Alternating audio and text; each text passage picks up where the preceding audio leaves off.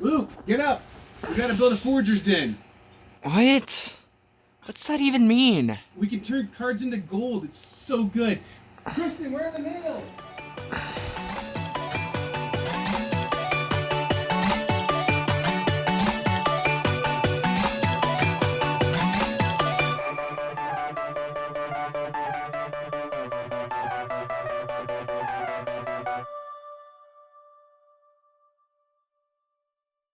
Villages of Valeria.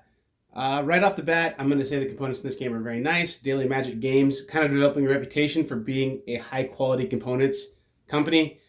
They could have cut some corners and gone with cheaper cards or not put these nice wooden pieces in there, but they did. Let's go ahead. These are the things I'm going to be referencing throughout this video. We have adventurer cards, 16 of those in the box to begin with. We have these player reference cards. Going to be a nice, convenient way for people to understand different things in the game, different symbols in the game. 84 building cards, kind of at the center of the game, really important. A majority of the game is right there in that stack. Some wooden tokens, again, upgraded, really nice components. An active player marker, and then these are gold. A selection, basically action selection card, and then some castle markers. First setup, we're going to give every player a castle card, and then one of these player aid cards. Depending on player count, we're going to take out a certain amount of gold and form the bank. In a 2-player game, we're going to use 14 gold. After we get those 14 gold established, we're going to put the rest in the box and then give each player 3 of these to start the game. After we thoroughly shuffle these decks, we form 2 separate decks. We give each player 6 of the building cards. That's their starting hand, and it's secret knowledge. We don't let people know what we have in our hand. After we deal everyone their starting hands, we're going to go ahead and set up the table here. And that means putting out 5 building cards and putting out 5 adventurer cards. Here's my starting hand of cards. I'm going to be able to take one of these cards and use it for its resource value. Now, I think we should probably take a look at a card here before we get into the gameplay and look at the parts of a card. So let's take a look at this card here. I chose this card because over on the side here, it shows all the types of resources that are in this game. Well, pretty close to all the types. We've got food, wood, stone, and magic available on the side there. We also have this wild symbol that appears in the game too. Back to this card. This card and all their building cards are going to basically have 2 ways they can be played. The first way they can be played is basically the way how the art is right side up for us as an actual building. And then you're going to be able to get the building ability here and the victory points, which you see here and here. If you flip the card over, you can develop this card. And when you develop a card, you're going to tuck it underneath your castle. And once it's placed there, only this top part of the card is going to show. So when I develop, I'm going to do something like this. And the rest of the card stays covered up. That would be a developed card underneath my castle, which makes my ability to manipulate resources a little better. But if I wanted to build a card, I'm going to place it to the right. I'm going to complete a build action, place it to the right, and then it's going to go there. And that's where this action, or this power here, is going to matter. The symbols on the top are going to matter, and the victory points are going to matter if I actually build the building. More on building in a second here. Also, worth noting at this time, you may only have 1 of each named card present in your village. So you can't have a village of 15 wood mills and be the wood town. You only can have 1 of each named card, which is why maybe we would have developed this card. Buildings give you a benefit. It's worth noting that there's a difference in the benefit here. So if the lightning bolt symbol right there is present in the card, that means it's going to give you an immediate benefit, whereas this card's going to give me a benefit when I do the build action. Adventurer cards are not entirely unlike the building cards in that they also have a adventurer type like icon, a name, they have victory points. They also have an ability that's similar, will power up one of the phases of the game or give you an immediate based on if it has the lightning or one of the phases named. Then they also have a cost. The big difference here right off the bat is that there is no develop on this card. Also, you get these cards during a recruit action, not a build action. Another unique little thing in this game that's worth mentioning is the fact that when I draw or discard cards, it's kind of unique. I'm allowed to draw cards from the building piles, but I'm also allowed to discard to the building piles. So if I were forced to discard cards, I could put armories on a couple of those. And now there's less choices for my opponent. Or if I think they really want this cathedral, I can block it. I can also draw from the top of the building pile blindly, or I can draw from these piles one at a time. If I were to exhaust one of these piles, I immediately just flip one of these over and put it out. So there should always be 5 piles of cards. No matter how many cards have been drawn, we keep refreshing to have 5 piles. Drawing cards and having cards is really important in this game, but you can't have too many in your hand. There is a limit of 8 cards. 1, 2, 3, 4, 5, 6, 7, 8, 9. Uh-oh. I've got to get down to 8 cards. So in the game, I'm going to become the active player at some point. When I become the active player, I'm going to do a replenish action. That's just taking the gold off my cards. I don't put it back in the bank. I keep those. Those are mine to use. That's the first thing I'm going to do. Then I'm going to take an action. So now let's get into each of the actions a little bit here. So right off the bat, this game has that popular and I think really fun thing of you're either a leader or a follower whenever an action's done. So when I say lead, it would be I'm the active player. I've chosen this action and I get to do that. A follow is when you're the inactive player or the off player. You get to follow and do something as well. So it keeps you engaged in the game the whole time. And it also makes you really think, man, what would I not like to give them? Would I not like to allow them the opportunity to get more cards? Would I not allow them the opportunity to, manipulate different things? So I have to really choose my actions not only based on what's good for me, but I have to choose my actions based on what's not good for them. The first action we're going to talk about, though, is the harvest action. This is really simple. If I'm the lead, I'm going to draw 3 cards from the pile. I still have to follow the rules of the hand limit. I can't exceed 8 cards, but I'm going to draw 3 cards there as the lead. As the follow on the harvest, I'm allowed to draw 1 card. So harvest action, good for everybody. You're gonna get some cards to go in your hand. Harvest was a free action. I didn't have to pay anything to do it, but develop, I do have to pay. I have to do that first. If I don't have any cards, I can't do a develop action.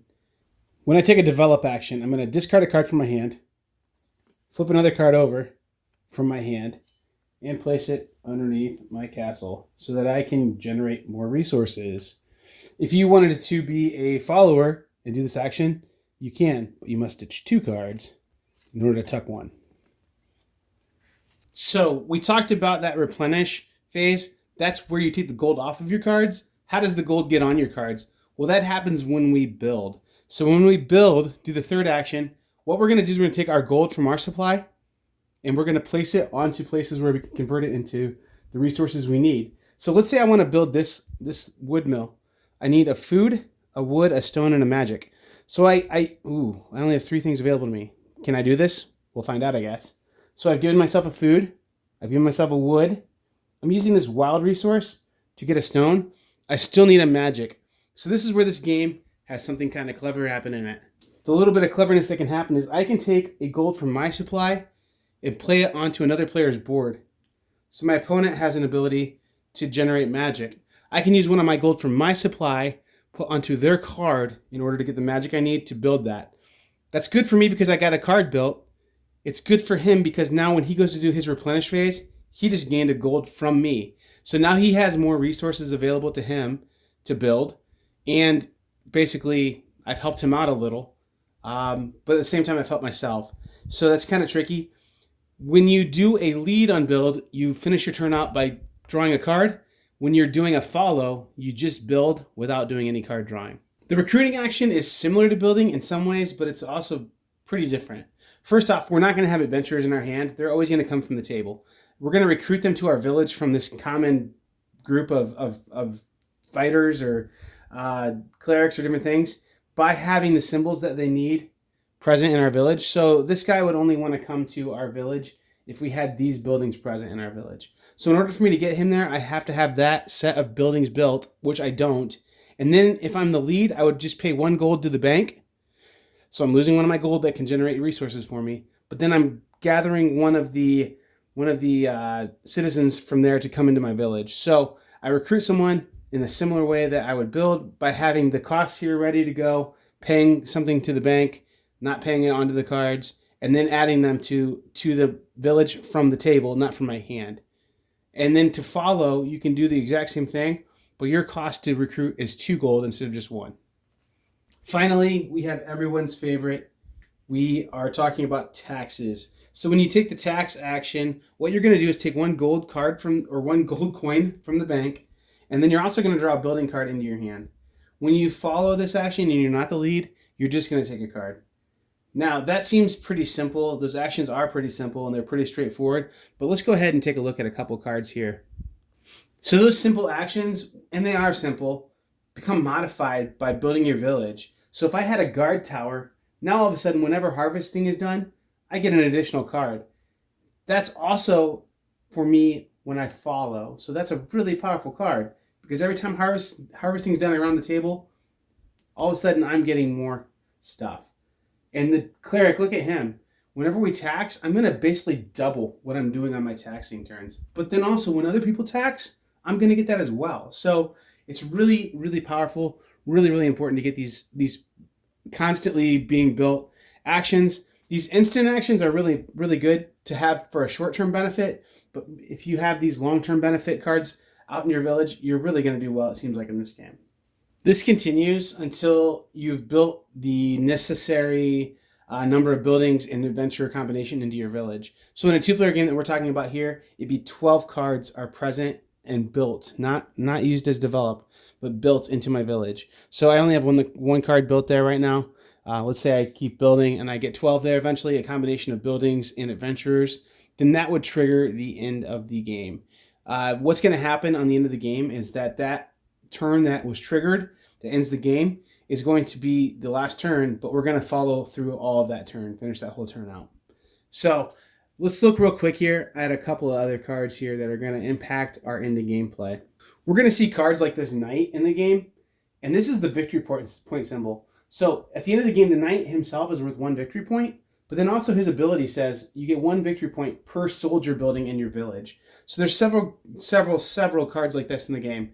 Here's another one that says we would get points for another symbol. Plus it has that base point value there.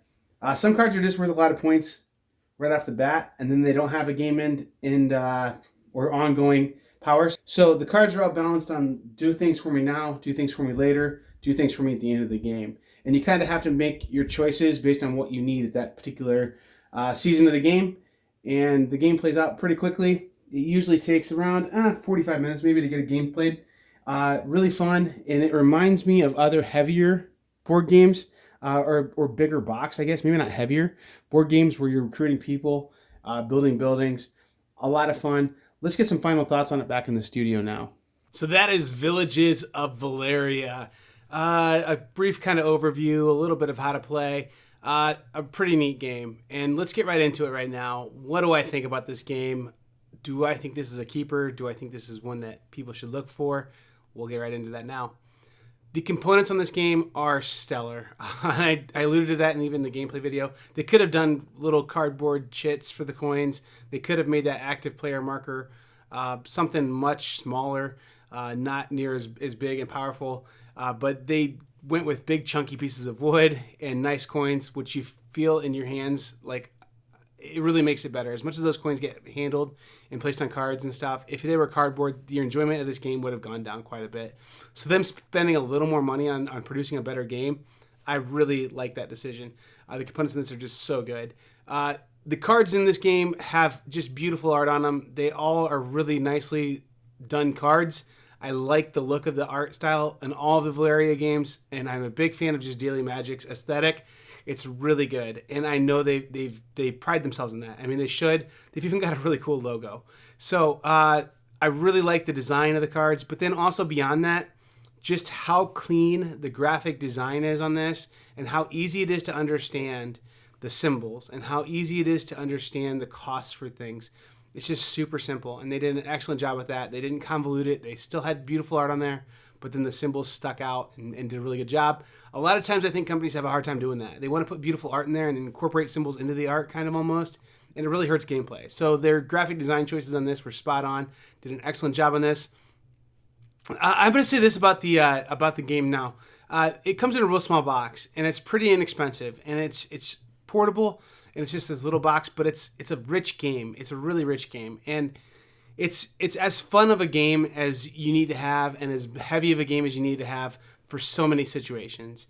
I I mean, this is one that if you are out at a business trip and you want to bring a little board game with you, it has solo play in it, so you could play it by yourself in the hotel room, or if you've got someone else who's getting bored, you could say, "Hey, I got a little board game. It's tiny. You threw it in your box or threw it in your bag, and it plays like a big box game. It doesn't play like a little tiny two decks of cards kind of game. It has a lot of richness to it and a lot of meaningful decisions in it. And I really like games like Puerto Rico and Race for the Galaxy and San Juan. And I think this one feels a little like those. You aren't using your cards to pay costs. You're using resources to pay costs. And actually, I kind of like that better because you always have more choices because you're keeping your cards in your hand. But like that lead and follow thing is really a cool mechanic. And I don't see that in as many games as you might think you would. And so this game having that and in such a small package and being ready to go. This one, I wouldn't say it's a San Juan killer because San Juan's an excellent game. But this is a equally good game. I would say this is right there with San Juan in my personal favorite games.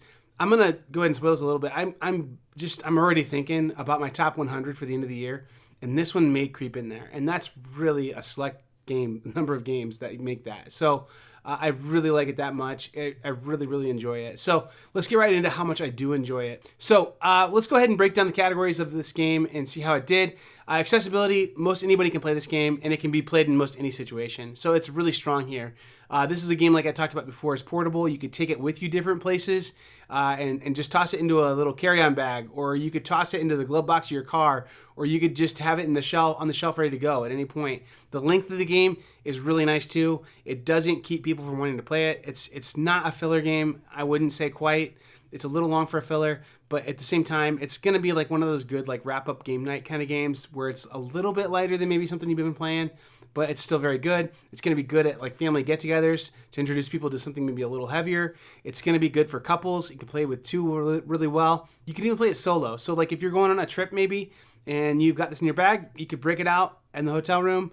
It would fit on one of those desks in the hotel room. You could play it solo. Or if you've got, a business partner or something that you're traveling with and they get bored too, you've been at a conference all day, you could break this out, go down to the lobby and play it. And it's going to be a fun game to play, a nice break from, whatever's going on. So I think that's really a big strength of it. It's going to have tons of situations where it can be played with tons of different people. So that's pretty huge. The theme, I think it would be hard to find people who wouldn't want to play this game theme-wise. I mean, it's not offensive at all.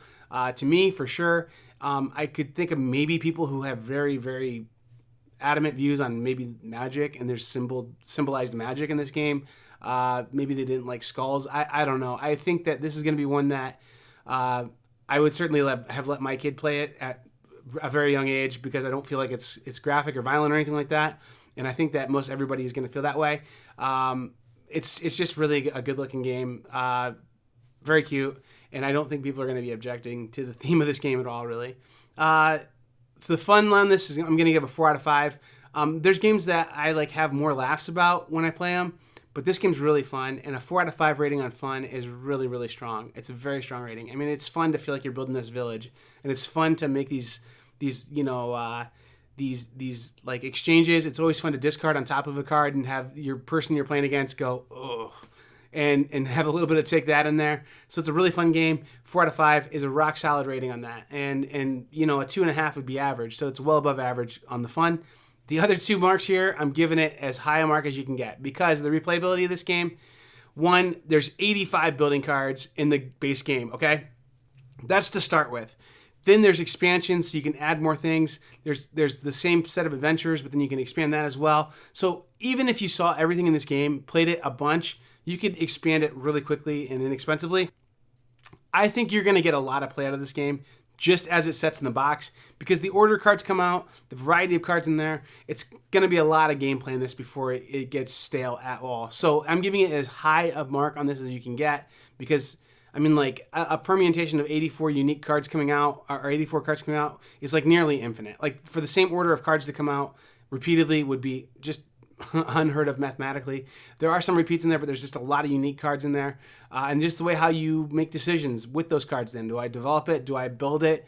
All those things are going to make the game even more unique. So the replayability, super high. The design and art, I've already talked about this a ton. It's just a great balance of having nice, attractive art combined with like no nonsense, being able to understand There's the cost of this card. There's what this card's providing, and the names of the cards, all just very clearly pronounced, but in a way that integrates with the art, but isn't a part of the art, and it doesn't make it distracting or too hard. So overall, I give this game a 4.5 out of 5. Actually, I give it a 4.555. It looks like here.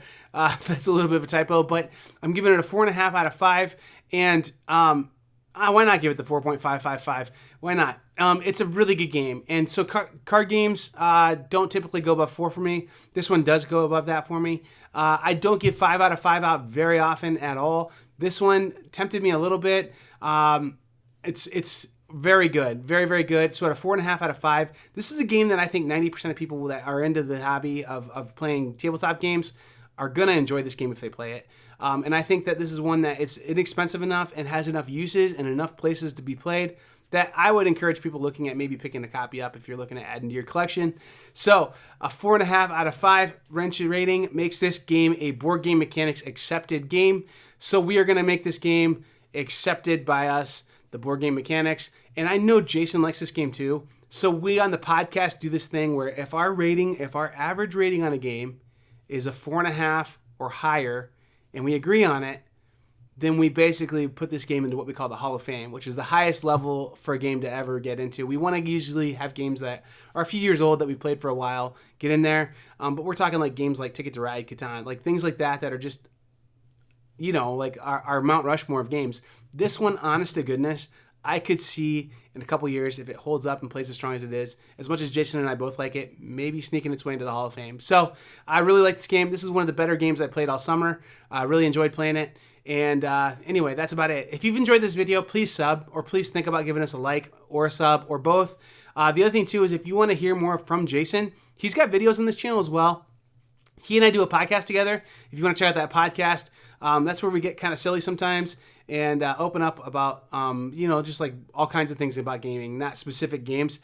So you can find the links to that stuff down below here. Thanks to Daily Magic for letting me have a chance to look at this one. I really did enjoy it. A lot of fun. Pretty great game. Anyway, I've been Joel, and keep gaming.